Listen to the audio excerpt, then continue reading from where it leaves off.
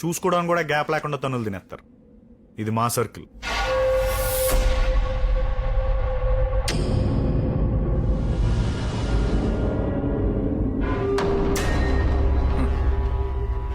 ఒకడి బలం ఏంటో తెలిస్తే ఆడెనకాల 100 మంది ఉంటారు. అలాంటి వాళ్ళు మన దగ్గర బోళ్ళంత మంది ఉన్నారు. వాళ్ళ ఆటలు ఆడుకుంటారు, మన ఆట మనం ఆడుకుందాం. ఎరా ఎలవే మరి నువ్వు వెళ్ళవే? నైట్ మన క్వార్టర్ మనకు వచ్చేది కానీ నువ్వు మాట్లాడుకుంటే 9 మంది ఉండేవారు, ఇప్పుడు 5 అయ్యారు. ఒకటి బలహీనత ఏంటో తెలిసినప్పుడు వాడిని కాపాడుకోవడం కూడా ఒకడు ఉంటాడు. గుర్తుపెట్టుకో.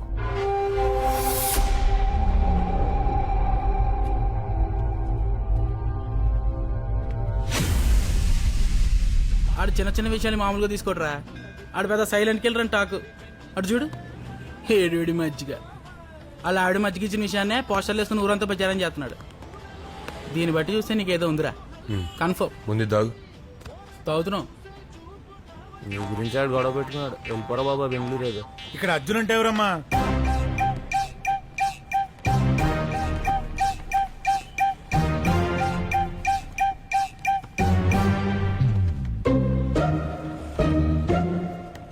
దేనికి? ఏం లేదు, మా చైర్మన్ గారికి ఓటు వేసేవాడన్నా ఓటు వేయదలుచుకున్నావాడన్నా చాలా ఇష్టం. ఓసారి వచ్చి కలవమన్నారు. ఓట్లు ఆయన మాకేస్తాడా మేము ఆయనకి వేస్తామా? ఆయన రమ్మను. ఎక్కడికి రావాలి? దెబ్బేశారు సార్, మొహమాటం లేకుండా దెబ్బేశారు సార్.